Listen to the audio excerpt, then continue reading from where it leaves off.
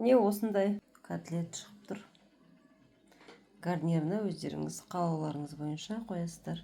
Астарыңыз дәмді болсын. Гарнирға осындай нәрселерді ұсынамыз.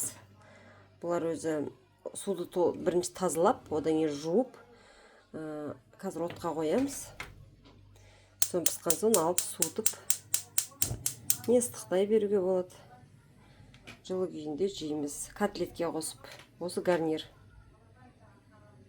Міне өздеріңізге айтқандай, жаңа котлетті жасайтын боламыз. Ол үшін мына жерде 1 килограммнан асатын ет бар, фарш.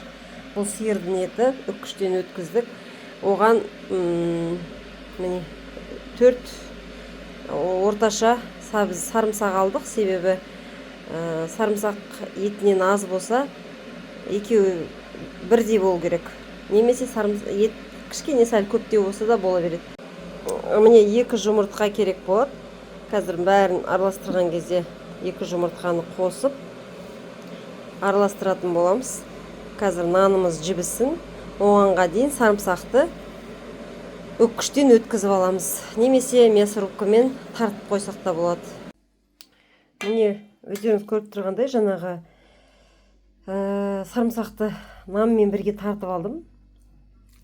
Себебі нанның қырт салынған жоқ болатын. Қатты нан қырт салынбағандықтан жұмсақ болсын деп тартып тастадым. Етпен бірге осылай болады. Бұған енді 2 жұмыртқаны салып, кішкене міне айран, жарты кесе айран құйып араластырамыз. Бір кисломолочный продукт.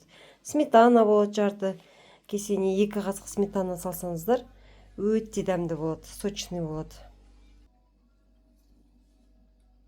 Міне өздеріңіз дәміне қарай бұрышын, тұзын, паприка, сосын жаңа айранды құйып 2 жұмыртқамен араластырасыздар. Не котлет болса араластырып, күштілеп қойасыздар. 10-15 минутқа. Бұл тыну керек, демалу керек.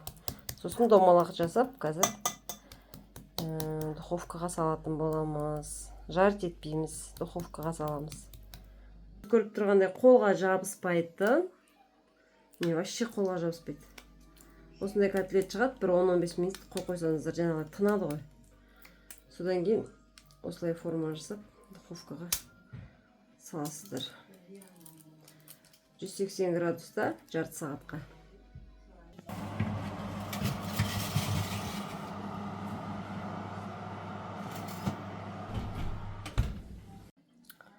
Не осындай әдемі котлет шығып тұр.